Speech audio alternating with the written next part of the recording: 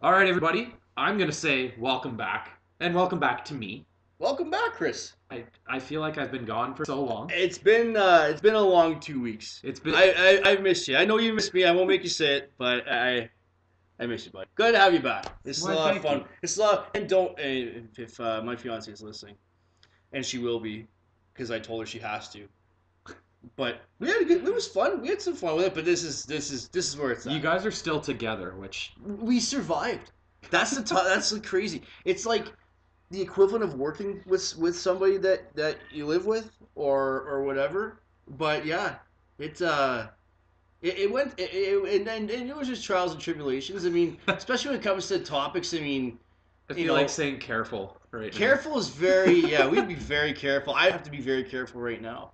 But no, it was. I thought it went good. I mean, it's always a different dynamic. I mean, I know we're gonna bring other people on with us too as we go on. It's not just a strictly you and I thing, right? It's Mm, there's other people that are able to chime in with things. But mm. yeah, I think overall, I thought it went pretty well. Gave us a different aspect. I mean, the one thing I thought was cool was the sports psychology side of it. Is that Yeah. she sees sports from a different perspective than most people, Mm, and I mean, and you know that offers good insight when, especially when you're seeing playoff hockey unfold, and it's a really high pressure time of year, and see how athletes cope with that or hear methods. I mean, you don't hear this stuff. I mean, this is we're fans. We watch games on yeah. TV and talk about it online and talk about it in our podcasts. We don't know what's going on in these guys' heads, So it kind of was cool. It kind of opened the door to that. But hey, you know what? Welcome back. Tell us. You spent what was it, 2 weeks? 2 weeks in Toronto. 2 weeks in Toronto. First Man, of all, we got ahead of ourselves, and you're listening to the Couch's Corner podcast, yeah. Well, if you guys are tuning episode in, seven, episode 7. seven. So if you Okay, guys so are, yeah. So now you guys are tune in. Well, they know what they're they're listening to now. invested. They're People, invested. there's some people out here that are invested, or at least I Yeah. like to think that they're invested. Hey, we got some people following. Shout out to Trevor. Yeah. Hey, you know what? He actively seeked us out. He said, you know what? This is what we're here to do. And I'm sure that I know Trevor's a big Montreal Canadiens fan. Boo. Hey, easy now. But I mean, Tyler, how do you feel about Carey Price? Honest Trevor. opinion. Says Trevor. Trevor. Shit. Tyler. Fuck. You sound like Don Cherry messing up everybody's names. Lalongo and Biesca. Biesca. What's I don't know what he's called. Here's the thing that's driving me nuts watching Hockey Night in Canada, and I think we're getting into this already. How hard is it to pronounce the name Marchessault? Because I hear Jim Hughes and Marchessault. It's not like he's Marchessault. it's Marchessault. yeah. And then he said it one way, so Stop. then he turned around and calls it Marchessault. So it's not Marchessault, not Marchessault, it's Marchessault. How hard is that? Is Well, it just the French Canadian in me? Like I I don't don't know. know. I clearly messed it up. And Trevor and he's got a last name that. Oh, okay, I'll say for Alex Chiasson. Remember he plays for the Capitals right now, but Yeah. when he got traded from Dallas to Ottawa in the Spezza It's deal, not Chison. used to be pronounced so. Everyone used to call it Chason. So and his uncle used to play NHL. Steve Chason played in the '90s with the Red Wings and then actually was with the Carolina Hurricanes when he actually got into a car accident and passed on. But that was his uncle. And when he played in the States, Chason was how it's pronounced. He came back to Canada, pronounced Chiasson, like Chiasson, and then goes to Calgary, and now he's in Washington, and they're calling him Chason again. Names that kind of stuff is what it drives me nuts because I used to have dreams of being like an analyst or being somebody on TV talking about this stuff, getting paid. Well, you're here. Getting paid, yeah, but are we getting? I mean, hey, it's not about the money. It's not about the money. We're here to have fun. But that could have been a career. I would have been better off doing that than what we're doing now. I mean, you know, that's fun. We got to pay the bills somehow. We got to keep the lights on, right? Which is why I was gone for 2 weeks. That's right. So I got a new job, and I was in Toronto for 2 weeks doing training. I caught a Jays game while I was there. Who are they playing? They played the Seattle Mariners, and it was a pitching battle. Was that the game with the Canadian guy? No, Was he? that was the No. night before. Oh, okay, that would have been awesome Um, to see that. We went to the next game. It was 2-0 Seattle going into the eighth, and they rallied back. Or sorry, it was 2-1 in the eighth, and they rallied back to beat them 5-2.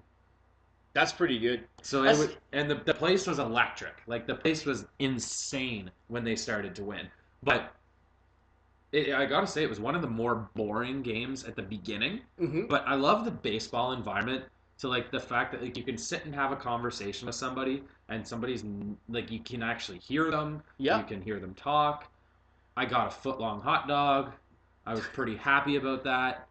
How much did you spend on a hot? Like $12? Actually, you would be surprised. Really? 9.50. Oh man, big savings. Yeah, and a regular size hot dog, Yeah. $7. So I mean, So go big or go home, you right? get almost two more hot dogs for another $3. That's a bargain. That's a pretty good bargain. I'll give you that. You know how to shop the sales. But Toronto is Toronto. There's a lot of concrete there, a lot more than Sudbury. A lot of controversy going on there too. I mean, stepping aside from hockey for a second, because it seems like I know we talked about trying to do other sports, and this is going to be one of those times that we're gonna jump into basketball for a second. This is uncharted territories for both of us. Yes. But you were in Toronto, and I wanted to ask you this because you hear about Toronto sports fans. I mean, Toronto right now. I mean, you have obviously the reemergence of the Maple Leafs. You have the Blue Jays, which I know they didn't have a great year last year, but they look like they're on track this year and maybe push for a wild card spot. And also the Toronto Raptors. Mm-hmm. And everyone's talking about how great this team was and how they were destined for big things, and ran into obviously LeBron James, got beat 4-0 in the second round. Yep. And the coach, Dwayne Casey, has been with the team for a number of years. He was up for coach of the year, gets fired. That blows me So away. a coach who gets, whether he wins or not, he's up there, right? Mm-hmm. Is there any like was there any other people like around Toronto? I mean, obviously there's lots of people around Toronto, but did you ever come into interaction with anybody talking about the whole basketball thing or the whole So Dwayne Casey saga? Because I mean, it just the outset of it looks pretty unfair. my hotel was right outside Jurassic Park. Oh yeah. So it was nuts and chaos all the time. But what I found really funny about the whole thing is just the notion that a coach of the year gets fired. I do not get that. And regardless of whether they didn't go far or they didn't expect to achieve, like they still made it to the second round, and they're still playing in the age of LeBron. Like Well, and that's the thing is that it's whether they met up with LeBron in round one, round two, or round three, he seems to have their number. So yeah, if they play each other in the third round and get swept, does that make it better? no, Right. it really doesn't. You play the game to be the best in the season, and when you're in the playoffs, mentality shifts, right? You want to be the one that wins, and sometimes expectation. If you're the Golden State Warriors or you're the Cleveland, I almost said the Cleveland Browns, but they'll never win a championship. But When we talked last week with Chrissy about something, and I mentioned we tried to do word association for sports, and I said Cleveland, she said Steamers. I'm not even kidding you. I was talking to her today about that, and I was trying to remember what was funny, and that was it. But you're saying, So, sorry, going on about teams like Golden State and like like Cleveland, like they probably were. when they have four players that are four of arguably the best players in the league, of course their expectation is to win. But to look at the Raptors and say their expectation is to win the championship is unrealistic. Well, I think for a lot of teams, and this is one thing with basketball that's kind of really. I mean, I'll be perfectly frank. I've never been a huge fan of basketball. I appreciate the athleticism. I mean, I love watching guys dunk. To me, I like watching, especially in the playoffs. I'll watch like as the game goes down the stretch in the last quarter, the last 6 minutes or so. Mm. But I won't. I've never really watched much of a full game recently. But with that being said, just from following sports, you know who the superstars of the league is, because basketball is one of the only sports that it's not really how you can have one or two superstars on your team and have a fighting chance at winning a championship. Now you have these super teams with four guys on the Yeah, team, and that you have at least one or two of them on the court at any given time. You have a chance to win, and that's when you're expected to win. And I think with Toronto, they're not.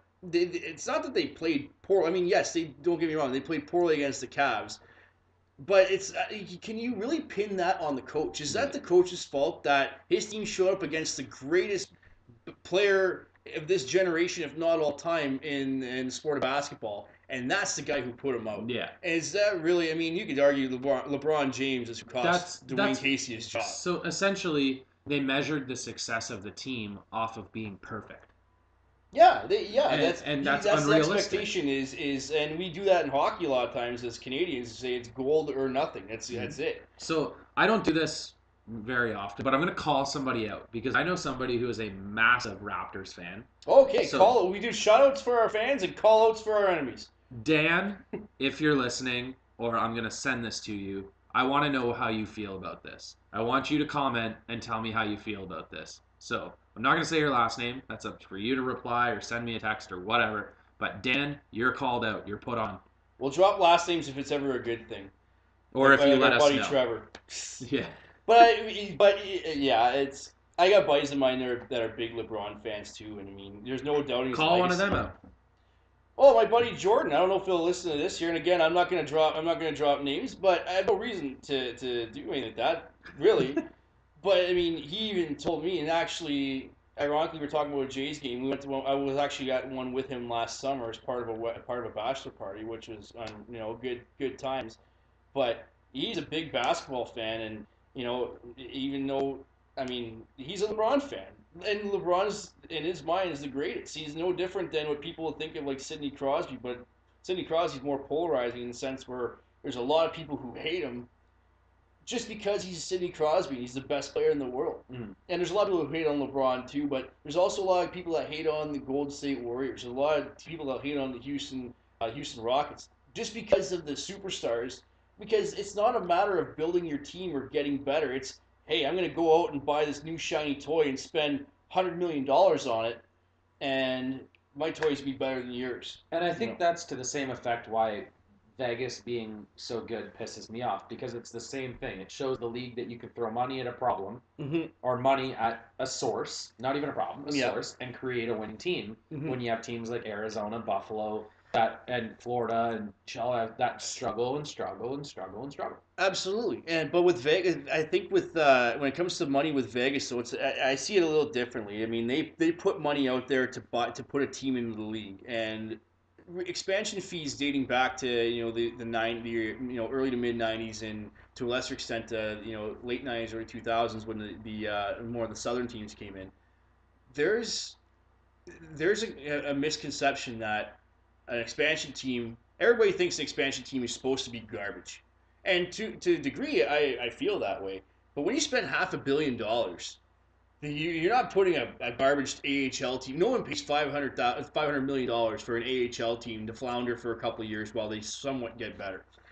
And I think that's what we were talking about earlier, is that they were able to put together a decent team and got their hands on an extremely talented goalie who's well liked by everybody in the hockey universe. See his saves last night? Oh my God. I've never, that's, I mean, and there's been a lot of great hockey this spring. There's been a lot of good goaltending performances, but that third period last night is probably the best period of any goalie in the playoffs this year. And he let in a goal to start it. He started off on the wrong foot, and he was the backbone. The backbone. He was the wall.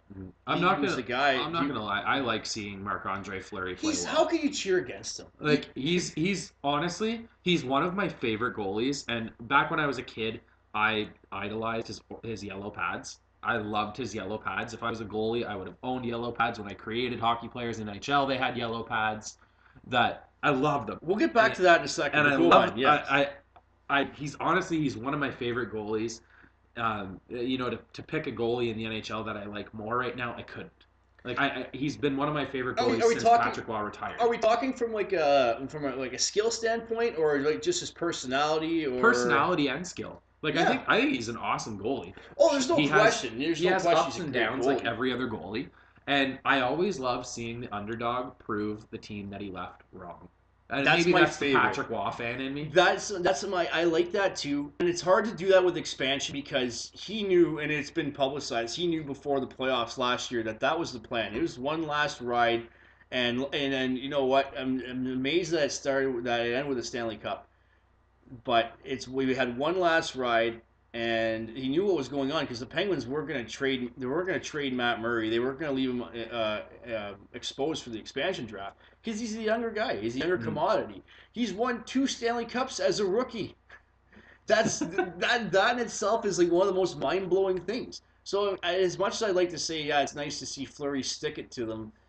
in that particular instance, I think they worked on trying to find Fleury a home, and I think there's opportunities for Fleury to get traded before the Flames traded for Mike Smith. I know that that there was word that they were going to be trying to push to get Marc-Andre Fleury, and you know, but then Pittsburgh needed to expose a goalie in the draft. So it's not about you get to protect one, you need to expose one. So, but I mean, I digress. So, but sorry, before we get further, you talk about the yellow pads. I'm also a fan of the yellow pads. Huge fan. I was so upset when he went to the white ones. Do you know why he did it though? So, and it's all optics. And he met during the 2000 well after the 2006-2007 season. He met with I don't know I could bullshit all I want about names and places and this and that, but the gist of it is this: he talked to somebody and was like, "You stand in your crease, you could see those yellow pads from outer space. Any shooter is gonna be able to see where your pads are. Goaltenders nowadays, a lot of them, and I noticed a lot who are going with pretty cool designs. And I'm always a big fan of hockey aesthetics and goalie gear. I'm a big fan of it. But with white pads, a shooter's coming down quick on you. If he has 1 second to take a look up and see you, he's seeing white on white. What's the net? Where are the pads? It's harder to beat a goalie. And conversely, a lot of people think that when it comes to stick tape for a player, you have black stick tape. Trying to pick up a black puck coming off of a black blade is a little bit tougher. That my dad is actually he's always used black tape, and he's always said for that reason. Yep, and I'm a white tape person. Yeah, I like look. I like to look. I changed up. I probably have. I like to look half as good as I want to be. Do you like do the half? So when you do have your white stick tape, do you do like the half toe, full cover the edge up, cut the little piece off at the end? Yeah, full toe all the way to the heel. All the way back, yeah.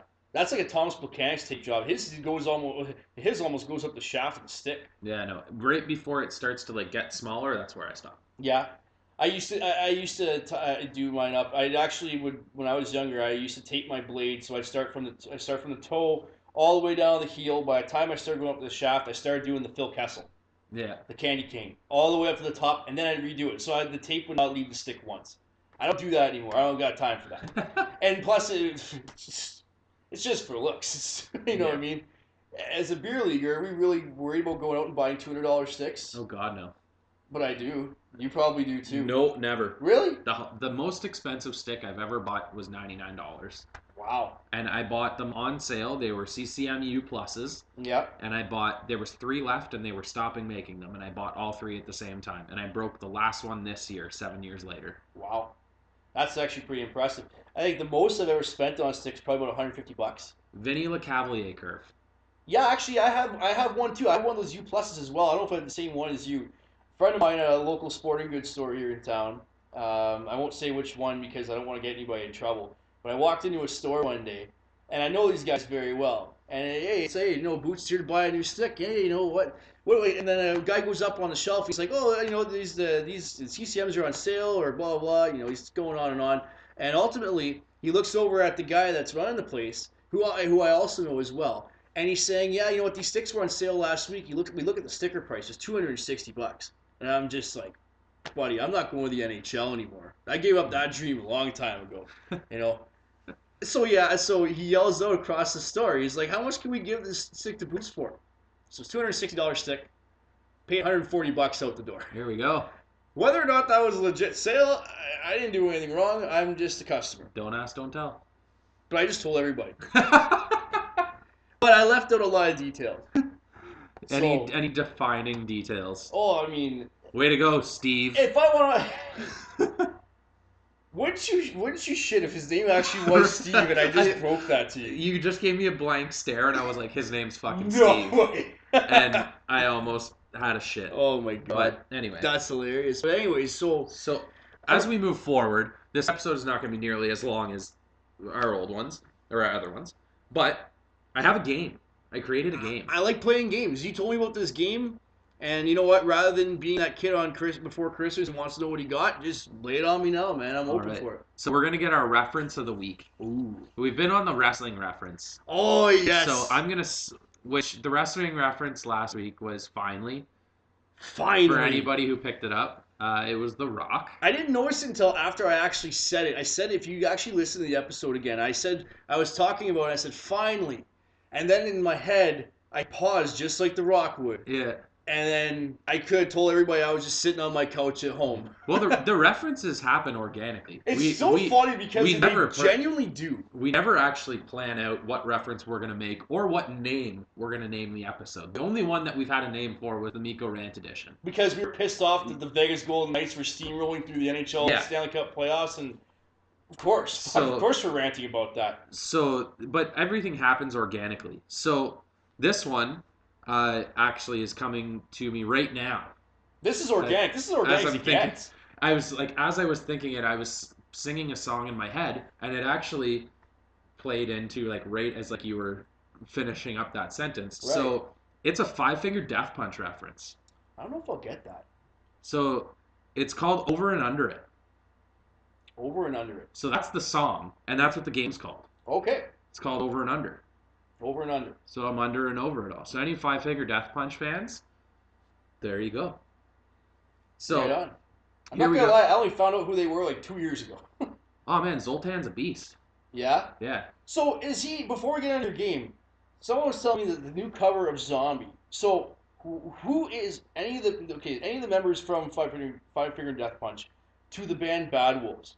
Is any of that interchangeable? Because somebody told me that the new cover of Zombie, the Cranberries cover, was by Five Finger Death Punch. And I was like, I wouldn't know to tell you. Usually the music I'm pretty good, but I don't know. That's something we're going to have to do some research on. We don't have, like, Pardon the Interruption guys who's the guy that Tony points out our... Because if we had somebody counting our errors or things we should have known or fucked up on, we'd have like 38 of them every episode. Absolutely. Out of a 45-minute episode most weeks, you know? Or nobody that sits there and listens intently to call us out on shit. You know what? I'd welcome it, but hey, we don't like judgment either, so... I don't come down to Burger King and tell you how to do your job. Here we go. All right, let's go. All right, so it's called Over and Under. So the concept is pretty simple. I'm going to give you a player. Okay. The player might be well-known or obscure. And the question is, how many games did they play in the NHL? And I'm going to give you a number, and you're going to say over or under. Now, I'll give you, like, hashtag bonus points. Yeah, if I can actually get you, like, a close number. Yeah. Okay, well, I'll be the judge of that. I don't know the number. Okay. I just did, like, a quick, like... So we really need to research is what you're saying. The more... I know the number of games that they played, okay, and I just marked down if it was over and under the question that I was going to ask. Right, okay. Which I really should have mentioned down. I did for one of the players because it'll be interesting. All right. Let's see what I do here. But we'll give points based on if you can tell me like what team they played for. Oh, definitely. I'm your guy all day. I'll mark down points. Is this just now? Did this just come to you because you finally figured out what HockeyDB.com is? Kind of, sorta. Because I know, like, I've been, like, honestly, it's a page that I probably I go to at least once a day. And I don't even know. Sometimes I'll click on a player and, like, I'll click on a team he played on, another player follow his team, and, like, I don't know, just to kill time or something. Maybe it's just, I don't know. Yeah. I couldn't tell you. It kind of came It's, like, out my of that. favorite website, man. It's like... So I was playing around with, like, old players that, like, when I was a kid, I would, like, whenever NHL, I think it was like 2003, had like the enforcer trait, I filled like my whole bottom half of my roster with enforcers. So a lot of these players are going to be from that general area. That's money, man. But there's 6 players. All right. And they're just players that I find they have not obscure careers, but they have numbers in their career that kind of surprise me. That stand out to you. Yeah. Right. So, okay, let's go. The first one, Kip Brennan. Kip Brennan was a fighter. Am I supposed to wait for a question? Like I haven't asked a question. Oh, sorry. But he was a fighter. You're correct. He's a fighter. Did he play over or under 100 games in the NHL? Kip Brennan played over 100 games, and if I'm not mistaken, 2 teams that I know he's played for is the New York Islanders and the Washington Capitals. So I see you you made a notch. I don't know if that's for me or for you. So the notch is how many points you have out of a possible 3 points on that so one. I got 1. So you got 2. I got 2. You got 2 points. So which ones did I get? You got the teams he played for, but he actually played under Really? 100 games. Well, you know what? I guess that kind of makes sense. I figured if he would have had two teams, he would have at least played maybe half a season or with both or toiled around for a bit. But yeah, definitely. I knew the teams. So, yeah, he was under 100. Next, Jim Dowd. I like Jim Dowd. Jim Dowd was one of. Jim Dowd was one. Before we get further, I'll give a little bit of trivia to everybody out there. The Minnesota Wild, in their first year of existence, rotated. They did like the minor hockey thing. They gave a different player the C every month, and he was one of those guys that actually was the captain of the team. And if I'm not mistaken, and I very well could be, he was the first permanent captain after Jacques Lemaire ended that rotation. But I'll let you continue with the question, Yeah, unless I I don't know answered that. too much already. Like I said, this is just obscure. I can be obscure too, man. Like I said, this is in my wheelhouse. So we'll give you a point for that because it's kind of like we'll do like the reporters do. I Like like the that. fucking Yeah, ding. yeah. I see Um, that Bob Ryan, all those guys. Yeah, yeah. yeah. So did he play over or under 700 games in the NHL? He played under 700 games. Is he over? He's over. Really? See. I know Dowd played. He was on the Jersey. He was on the New Jersey team that won the Cup in '95. He was a rookie that year, and I think that's why Jacques Lemaire liked having him in Minnesota when the expansion teams. Because at that time, expansion teams were garbage, and they needed reliable role players, and that's the guy they brought up. So yeah, I would have definitely. I wouldn't have guessed he would have been. I knew it would have been close, but I didn't think he would. I thought he would have been under that. Okay, so you're at 3 points. 3 out of 6. Three. Out of 6? I don't know. Well, I don't know. I'm just kind of like Okay, giving 3 you points. points Okay, willy nilly. 3 points is better than no. So no points. at the base game, you're 0 for 2. Okay. At the base of the game. The extra points just kind of came out of talking. The extra points is what's going to push me over. Next, Peter Worrell. Ooh, Over or under 400 games? under 400 games. Is he? Did He's- I get that? He is under. Can I get you some bonus points right now? Peter Worrell, Florida Panthers, Colorado Avalanche. There you go. Haha. I Uh, like this. This is good. Me and my buddy Ray, who's wanted to come on the show, and I'm trying to get him on to listen. I'm not sure if he's got around to it, but him and I, when we worked together, would just like send text messages to each other with like random names like Kelly Kissio, or like just there like you go. well, Darren Turcotte, like just random guys. You know what I That's mean? my cousin. Is he really? Turcotte. What are the odds of that coming up in this? I swear to God, I did not know that. Very distant, but yes. Wow, interesting. I have a distant cousin too. He's Theron Fleury. Wow. Yeah, Well, that's pretty neat. my great grandmother is actually born a Fleury, and they are actually from out west. Wow. So down the line somewhere, there is a relation. I don't know exactly what it is. I don't know but why there we is a didn't get their relation. hockey skill, but I mean that's okay. I mean, here we are. Well, I can't speak for you, man. But all right. What we got here? Alright, next. Number 4. Next, we need like a bell to like get us forward. We'll get like an air horn or something next week. Yeah. But that'll just anybody listening to this might not want to have headphones on when they're listening True. afterwards. All right, next player, Pat Kavanaugh. Pat Kavanaugh. So Jeez. over or under 20 games in the NHL? 20 games. Boy, there's guys who played 20 games this year, and I have no idea who the hell they are. Pat Kavanaugh. I don't know. See, that's a tough one. Kavanaugh is not a common name, so it's something that sticks out. I'm gonna go under simply for the fact I have no idea who the hell this guy is. Okay, you are correct. Yeah. And if memory serves me correctly, it was like 14 games. Who do you play with? It's a good question.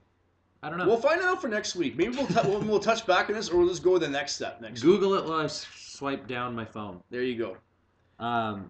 Next, Jason Jaffrey. Jason Jaffrey. Okay, yeah. Over or under 50? Over 50. Eh, Really? eh. He's like 37.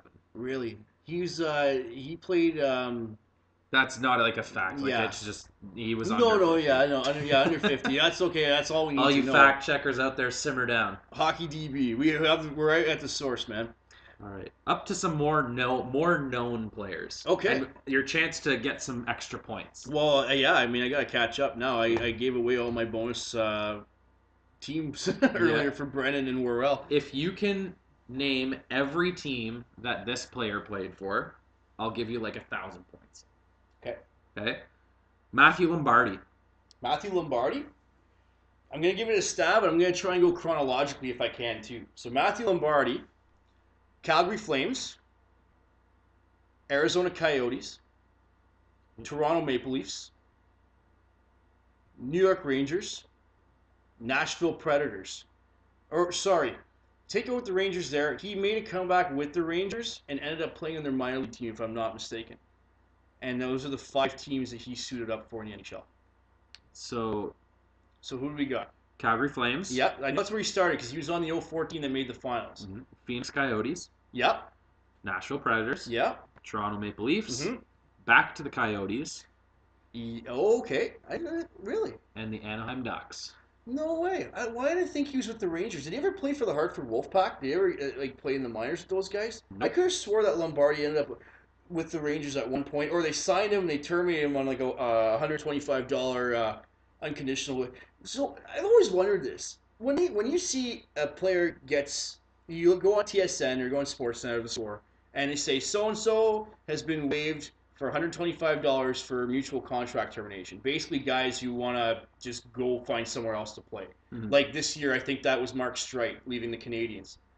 Does that mean that like the Canadians have to give him like $125 on the way out the door and see you later, bud? Here's your cab. Case of beer on your Like, way is out. this like Gerard Gallant? Like, oh, here's your cab ride, bud. Here you go. Have a good day. Have fun in Vegas next year. I had no clue. That's a good question. I've always wondered where that money goes. If anybody who's listening to this can give us any insight, we like to learn stuff because we think we know everything. Apparently. Mm-hmm. What do we got next on the list? So, do you have any other ones? Next is our last. So you don't get 1,000 points. No, I'm not batting 1,000 tonight. I'll give you like 5. Okay. So next, there's a chance for 1 extra point, Mm-hmm. and it's pretty easy extra point. So I'm just gonna mark it down right away. Was Johan Franzen? Mm-hmm. What's the team? Detroit Red Wings. Okay. That's Was an easy he one. over or under 600 games? Under. And the only reason I'm saying under is because he was drafted as an older player and has had some concussion problems. He's over 600 games? He is over 600 I watch games. you make an X really. See, is that counting playoffs or no? That's just regular season games. It's whatever Hockey DB says. Okay, then they separated, so yeah. That's impressive. What was his final total? Do you have it? 602.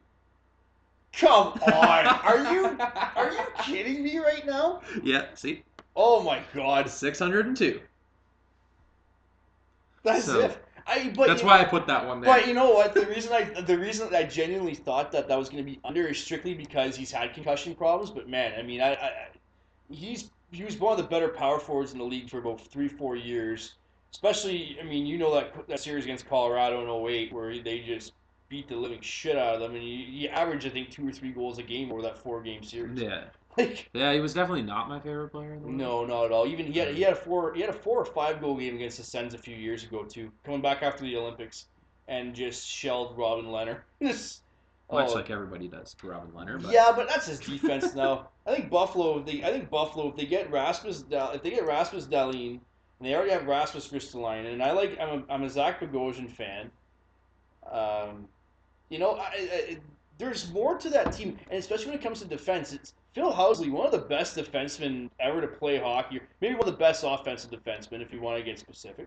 He's their head coach. You'd think that their defense would have some substance to it by this point. But the best players don't always make the best coaches, i.e. Wayne Gretzky. Wayne Gretzky, that's exactly where I was going with that. That's well, I wasn't going anywhere with that, but I had that in my head too. But then you'll find like a lot of mediocre players like Dan Bilesma, who was a depth defenseman for his entire career. Yeah. And I He's a mean, great whether coach. he's a great coach or not, he stumbled upon a good Penguins team that, you know, but if you can be a better coach than Michel Therrien, I mean, that's fine. you have the Pittsburgh Penguins, well, not the Penguins from today, but obviously from 2009, still had a pretty good core. Mm-hmm. But yeah, no, that's I like those games. If I was to turn tables on you and do that, would you be able to pull that off? If I were to start grilling you with questions like this, every Friggin' week? right. Yeah. Absolutely. Okay, next week I'm gonna give you. I'm gonna come up with some, and I'm not gonna tell you what it is we're gonna be talking with these players, but it's one of my favorite things, and I'm gonna be asking you some of these questions. I gotta say I'm a little bit disappointed though in you. Why? A little bit, because you asked me the question about Matthew Lombardi, and you know what, Matthew Lombardi, He's an obscure player. Don't get me wrong, but I he was enough for us to know. That's why I made the NHL '04 reference, because not '04, in like the later like 2008s, 2009s. Yeah, He was my first trade I made in every GM franchise. because his He was overall speed was like super 95. fast. Yeah, he was the fastest skater in the Always game. trade, and he was one of my like not favorite players, but he's just one of those guys that like I always liked. I always liked the drive that he had, and I think he could still technically stand on an NHL roster today. He just hasn't been given the option. Well, I think, and that's what I mean is, and I could have to dig back deeper to see because I thought he did sign with the Rangers with attempts to make the team, and when he didn't make the team, he wasn't going to report to Hartford. He went Maybe back like to a the PTO? KHL. Well, maybe he signed a PTO. I wasn't sure. I thought it was a contract they gave him. It was like an $800,000 a year contract for him. I mean, he's a good hockey player. Not all good hockey players are the ones that have to score all the goals. So there's a lot of good players out there. But the reason I'm disappointed you pick in that selection because you picked him strictly for trying to figure out what teams he's played for, and I got 4 out of 5 of them. I did give you one that didn't exist, but that's besides the point. But I would have really, if I were you, I would have tried to stick it to me and go with Mike Sillinger. I'm going to read you off. I actually have HockeyDB open right now. I'm going to read you off. So Mike Sillinger's NHL career started with a 3-game stint in the 1991 season with the Detroit Red Wings. He was an 11th overall pick in '89 to the Wings. So he went Detroit, Anaheim, Vancouver, Philadelphia, Tampa Bay, Florida, Ottawa, Columbus, Phoenix Coyotes, St. Louis Blues, Nashville Predators, and New York Islanders. I just named 12 different teams. It's not like he played good, like Radim Verbata plays great for the Coyotes, goes somewhere else, plays like shit, goes back to Arizona, lights it up. Thinks, oh, great, I'm going to sign this big contract, goes somewhere else, plays like shit, goes back to Arizona. He's done that 3 times. You want to know another good one? Name all the Central teams that P.A. Parenta played for.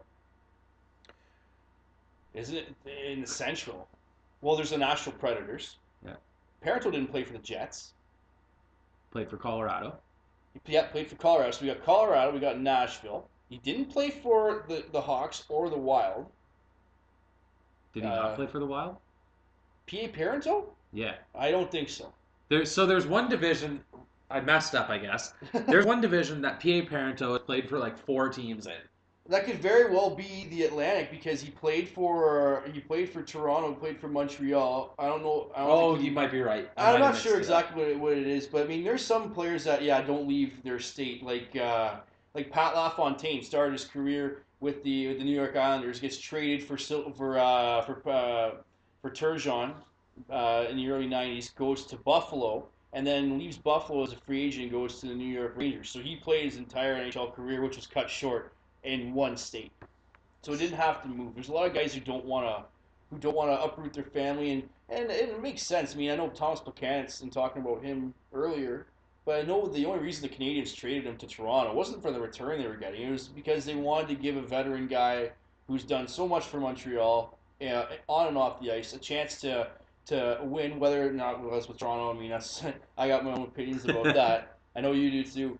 But his request was to stay in the Eastern Time Zone. He didn't want to go out west. He didn't want to go out, to these teams trying to battle for a playoff spot in the Pacific Division or in the Central. He didn't want to go out there. So I gotta give props to Montreal GM and ownership on that because he PTO'd with the Wild. Who PTO'd this year? Parento.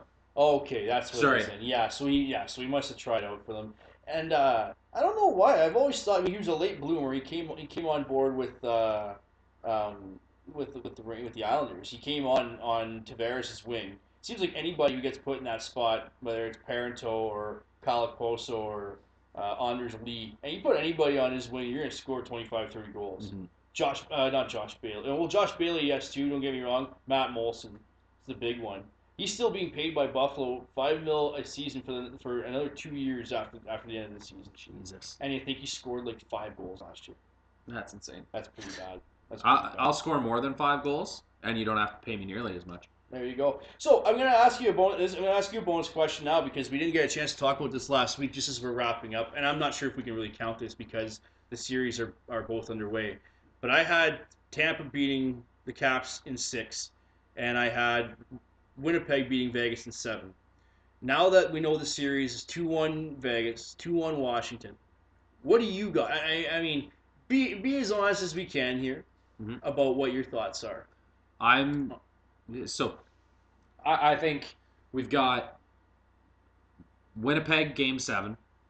I think that's a I seven think game series. if game 3 was any indication of that, there's no question This that's going to is be a this seven is the gamer. third series I've chosen Vegas to lose, Me and too. I swear to God. And then I think we're gonna see Washington in 6. You think Washington's gonna? I think coming back in Game 4, which is going on tonight, Backstrom's coming back, which is a big boost to them. The one thing that I thought that I kind of find funny with all of this is I haven't picked. So I in the first round I picked the Blue Jackets to beat the Capitals because I didn't think Washington had it this year. I didn't think that they had enough to push through. And when Columbus got up on them 2-0 on the road, no less, Washington comes back and storms in for 4 straight wins and knocks off the Penguins. I didn't pick I didn't pick Washington in any of their series thus far. I sure as hell didn't pick the Vegas Golden Knights in any of their series either. I thought that LA was going to beat them. I know you had LA winning the cup, which seems like forever ago when we talked about all this. And I thought San Jose had the veteran team to get around them. Nope, nothing. And now they're playing against Winnipeg. And ultimately, I still think Winnipeg's going to come out on top because you watch how Winnipeg played against the Nashville Predators. I know that head to head against two different teams are going to yield different results, but I don't see Winnipeg backing down. But I can't come to grips with the fact that we might be on the verge of a Stanley Cup final in which two teams that I did not pick to win a single series win combined Mm-hmm. could face off against each other. And what a series it would be. That would be, I'm not even sure if I would actually watch the games or just throw my remote through my TV, to be honest with you. Play NHL and play the playoffs you want. That's right. So to update right before we end, because we've now went as long as every other episode when we said we weren't, but whatever. That's okay. You It know what? happens. Even last week, I know Christy and I said the same thing. He said we're gonna try and maybe be around 30 minutes, which we were the week before, and then life happens, Yep. as we say, right? So right before we end, I am still up in the fantasy pool. I lead 448 to 419. I've closed the gap. I've closed the gap. I extended the gap last Yes, night. you did come out last night, but I actually did pick up. I checked the rounds. I picked up more points in round 2, so I've been making a gradual comeback. And the one thing I will take some solace in, because I want the Jets to advance, but if Winnipeg does lose, you lose your biggest contributor in Dustin Byfuglien. Mm-hmm. So, but then you only have one series left to make up points. And then it's William Karlsson is my guy, and depending who's on the other side, I mean, I have a couple Lightning players. I have Kucherov, I believe, and I also have from the Caps, I have John Carlson as well. Yeah, so John he's Carlson's, he's my guy. He's my workhorse. But talking about work or manhandling, Dustin Byfuglien taking out the trash again. And the thing I thought was really neat about that is that whole pile was happening, and Scheifele's at the bottom. He's the best player. He's at the bottom of the pile. And there's a crowd of guys about to fall over, and Byfuglien latches onto the two guys near him and pulls him back, and the whole pile just slips right off. Just almost it's like a double whammy. He saves his buddy with their superstar, who's been scoring all their goals lately, mm-hmm. and gets two guys one on each arm. No one's gonna do anything to this guy. It's almost like he taps you on the shoulder, he pulls you back. Yeah. Like, are you gonna even try and do anything against him, or just sit back and just wait for it to end? So I'm gonna say something to end this, so that we're done. Yeah. And your only chance to respond is gonna be to sit on it for a week and respond next week. Okay. Ready? I'll take it. Ryan Reeves, Dustin Byfuglien is tougher than you. Absolutely. You don't get to answer. Oh man, I'm not even answering. I'm just making a statement. I agree. And our pool is further proof that defense wins championships. There's no question. I think that we talk about. I'm hoping that the next week we get more action between Ryan Reeves and Big Buff. But I mean, Ryan Reeves needs to see more than 3 minutes a night if he wants to have more of an impact against him. All right, so here we are, end of end of episode 7. Defense wins championships. Ryan Reeves, suck it. Have a good night.